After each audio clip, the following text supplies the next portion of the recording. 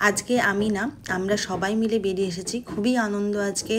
কারণ কাজের শেষে আমরা আরেকটা কাজে যাব, সেটা আজকে অনেক দূর, আর লং ডিস্টেন্সে কাজে গেলে আমাদের ভীষণ আনন্দও হয়। তো সেটা আজকে কাজ কাম একটা অনুষ্ঠান বাড়ি আমাদের নিমন্ত্রণ আছে, সেখানে যাব। তো তার আগে আমি যেখানে ব্রাইডের কাছে আসার কথা সেখানে চলে এসেছি। দেখতেই পেলে যে দাদা আমাদেরকে নিয়ে এলো রাস্তা দেখিয়ে। আর ব্যাগটা এতটাই ভারী ছিল, আমি দাদাকেই দিয়ে দিয়েছিলাম। তাতে মানে শ্রেয়ার কিছুটা মানে উপকার হয়েছিল আর কি। তো এখানে এসে মোটামুটি ব্রাইড আমি করাও শুরু করে দিই, কিন্তু তখনও জানি না যে আমাদের সাথে কয়েক মিনিটের মধ্যে একটা ডিসিশন ভুলের জন্য এত বড় বিপদ মানে অপেক্ষা করছে বলে। তো যাই হোক, এখনও সেই বিপদ আমরা কিছুই আভাস পাইনি। সুন্দর ওকে সাজালাম ভীষণ ভালো করে। ওর যেমন মানে চাওয়া ছিল, তোমরা আগের দিনই জানো যে ও চেয়েছিল যে ওর শেডের থেকে 2 টোন একটু বেশি করে যেন ওর মেকআপ হয়, নাহলে ওর অক্সিডাইজ করে খুব ডার্ক হয়ে যায় ব্যাপারটা।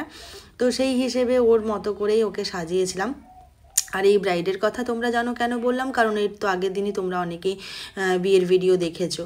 তো বিয়ের ভিডিও যদি নাও দেখে থাকো তাহলে অবশ্যই গিয়ে দেখে নাও, তাহলে তোমাদের হচ্ছে যে সুবিধে হবে আর ভালোও লাগবে আশা করি সেদিনের ব্রাইডের গল্পটা তোমাদের শুনতে। এবং আমি সেদিন আরও কি কি করেছি সেটা অবশ্যই যদি এই ভিডিও না দেখে থাকো গিয়ে একবার দেখে আসতে পারো। তো এখানে আজকে ব্রাইডকেও ওই লোকেশন ওয়াইজ বলো সব কিছু, ওর জুয়েলারি সব কিছু দেখে আমার মনে ছিল ট্র্যাডিশনাল করে সাজালেই ভালো লাগবে, আর ওরও পছন্দ ছিল সেরকমটাই।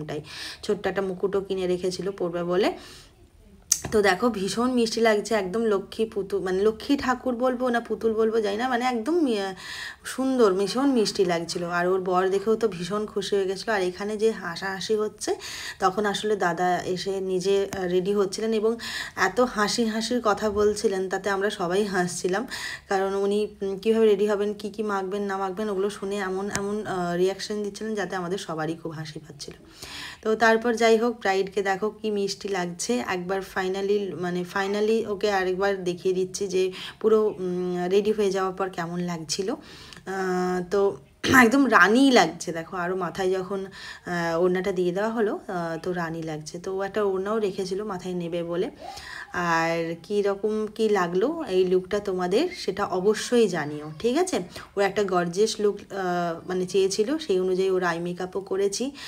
আর সব কিছু মানে বেস থেকে শুরু করে সব কিছু করেছি। তো ওকে কেমন লাগলো সেটা তোমাদের কাছ থেকে অবশ্যই জানতে আমার ইচ্ছে থাকে, তাই অবশ্যই সেটা জানিও।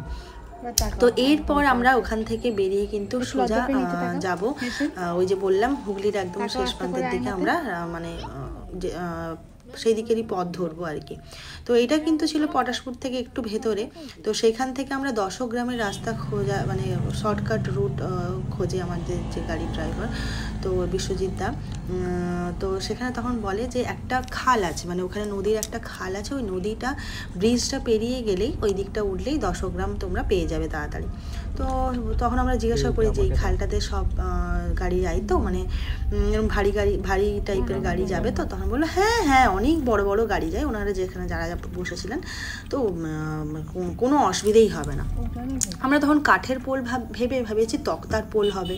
আর এমন উঁচু থেকে এই গোড়ানটাতে নেমে এই পোলটা বেরোতে হচ্ছিল যে সেই পোলটা কিন্তু মানে আর নেমে যাওয়ার পর ওই খালের মধ্যে পোলে পেরিয়ে ওই পারে যাওয়া ছাড়া তোমার ব্যাক করে গাড়ি উপরে নিয়ে যাওয়ার কোনো চান্স নেই।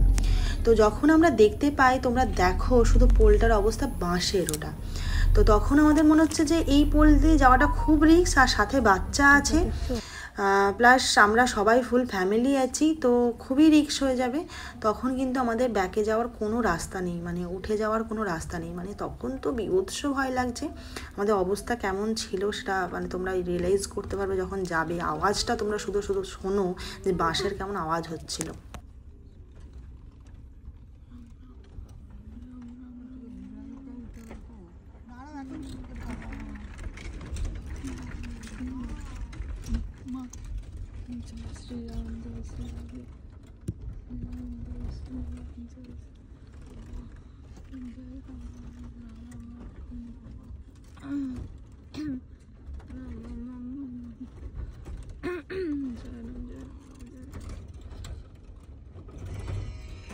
ফোন করে ভাই বন্ধ কর।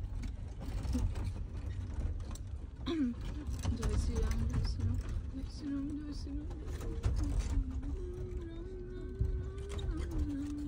আর ছোটোখাটো পোলো নয়, তোমরা দেখতেই পাচ্ছ যে কতটা এখনও পথ বাকি, কতটা পেরিয়ে এলাম।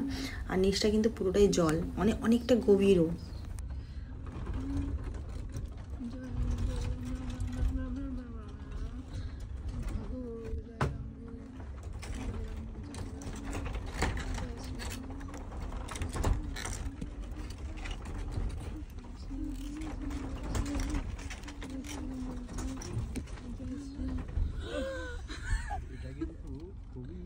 মাগো কত উঁচুতে উঠবো।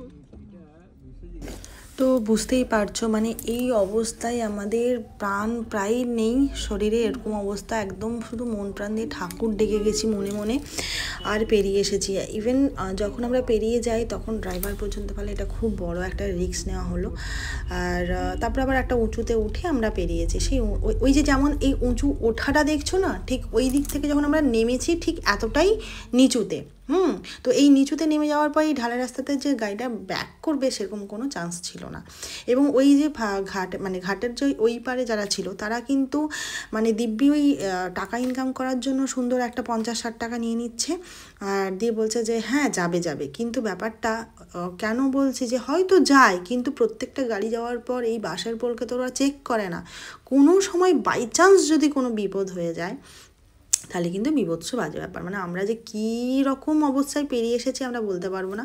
তারপর দাঁড়িয়ে একটু টিফিন করি ওখানে, আর টিফিন আমরা তখন টোস্ট ফোস্ট করতে পারতাম, কিন্তু আমাদের এতটা জার্নি করতে হবে। আমার বেস্ট লাগে বাইরে গেলে সব থেকে যে জল ঢেলে মুড়ি খাওয়া, চপ দিয়ে বেগুনি টেগুনি দিয়ে। তো সেটার পরে দেখলাম বিশ্বজিৎ দা এত তাড়াতাড়ি গাড়িটাকে টেনে দিল যে আমরা পৌঁছে গেলাম কোলাঘাটে। এবার তখন খিদেই পাইনি, কিন্তু আমাদের খেয়ে নিতে হবে, কারণ আমরা যাদের বাড়ি যাচ্ছি তাদের বাড়িতে এত রাতে ঢুকবো যে তাদের বাড়িতে খাওয়াটা সম্ভব না। আর প্রত্যেকেরই অনুষ্ঠান বাড়ি, মানে তারা তো একটু রেস্ট নেবে, এই হিসেবে আমরা কোলাঘাটে খেয়েই নিই। তো কোলাঘাটে খেতে ঢুকি, আর ওই আলোচনাই চলছে যে এটা কী হলো আজকে, কি হতে পারতো। আর এত মরমর কড়কড় আওয়াজ হচ্ছিলো ওই বাঁশগুলো, মানে ওটা তক্তা হলেও মেনে নেওয়া যেত, বাঁশের পোল তো মানে দেখে বিভৎস ভয় লাগছিলো। এক একটা জায়গাতে পুরো লুজ ছিল, মানে বাঁশগুলো লুজ ছিল, মানে এমনই হড়হড় করছে পুরো চাকা যেখানে যাচ্ছে। আর ওটা টাটা পাঞ্চের গাড়ি ছিল তো যথেষ্ট ভারী, মানে যথেষ্ট ভয় লাগছিল আমাদের। মানে আমরা সত্যি কথা বলতে আমার তো শুধু ছেলেকে নিয়ে চিন্তা হচ্ছিলো, আমি তো ওকে জাপটে ধরে রেখেছিলাম। আর আমার ছেলেটাও এত সেন্সিটিভ, যে কীভাবে বুঝে গিয়েছিল, পুরো চুপ, চুপ, মানে সারা রাস্তা নাহলে গাড়িতে উঠলেও এত বদমাশি করে, তো ওই সময়টা পুরো চুপ হয়ে গেছিলো। তো অনেক বড় বিপদ থেকে বেঁচেছি বাবা। তোমরা যদি কেউ এরকম পোলের ওপর দিয়ে গাড়ি মানে না জেনে নিয়ে যাবে না আর কি কখনো। তারপরে ওখান থেকে খেয়ে টেয়ে আমরা সবাই আবার গাড়িতে উঠে পড়লাম, যে যার মুখ সিদ্ধি খেলো। আর মাকে দেখতেই পেলে সেই টেনশনে মা আর কিছু খেলোই না, মায়ের শরীরটাও আর ভাল লাগছিল না ওই ঘটনাটার পর থেকে। মা বললো আমি এখনও অনেকটা জায়গা যাবো, আর মুড়ি টুড়ি খেয়েছে, আমার প্রচণ্ড পেট ভারী আছে, আমি আর কিছুই খাবো না। মাকে বললাম যে শুকনো কিছু খাবার নেবো। আর মা দূরে গেলে মানে ভাবে যে যদি গাড়িতে কিছু হয় বা কিছু রকম শারীরিক অসুস্থ হয়ে পড়ে শারীরিকভাবে, তো সেই জন্য মা আর কিছু খায় না সেরকমভাবে। তো মা খেলো না, আর আমরাও খুবই অল্প অল্প খাবার খেয়েছি, কারণ প্রত্যেকের পেট ভারী ছিল। তো এই করে দেখো মোটামুটি আমরা তখন 12টা 12:30 বেজে গেছে। আমরা যেখানে যাওয়ার সেখানে হুগলির খন্নানে আমরা পৌঁছেই গিয়েছি। তো যাদের বাড়িতে আসার কথা ছিল, তো কেন এসেছি, কিসের জন্য এসেছি, সবটা কালকে তোমাদের সাথে শেয়ার করবো। ততক্ষণ টাটা, আর অবশ্যই জানিও কেমন।